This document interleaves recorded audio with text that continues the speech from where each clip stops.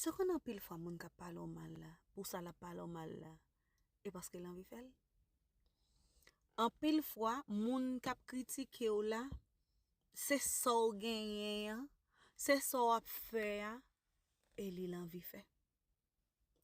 Ou pas que j'aime comprendre ça me dire. Bon, moi dis encore. En pile fois, moun k'ap critique ou là, il t'a remis en place ou.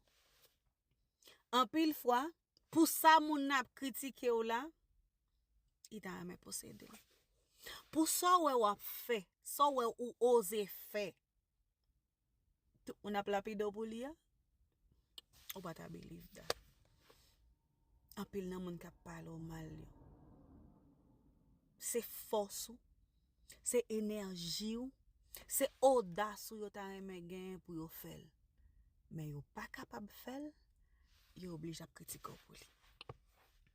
So quoi menti? Faut-il penser pour.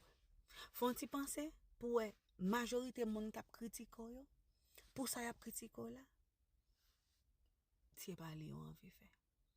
Et gen même nan yo k'ap fini par faire.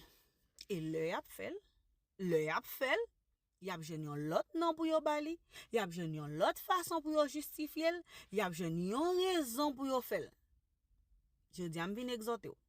So yo ap faire, yon ap faire bien, pas quitter bouche moun pour suspendre faire. Jon woye, façon woye, pas coûter bouche moun k'ap critique pour changer non. Parce qu'en pile nan yo ta remen gen personnalité. En pile nan yo ta remen moun ou ye. Mais stress fait yo pas arrivé fait. Ou stressé yo. Continuez moun ou ye. Parce que moun ou ye gon paquet moun capable biro en silence chéri doudou.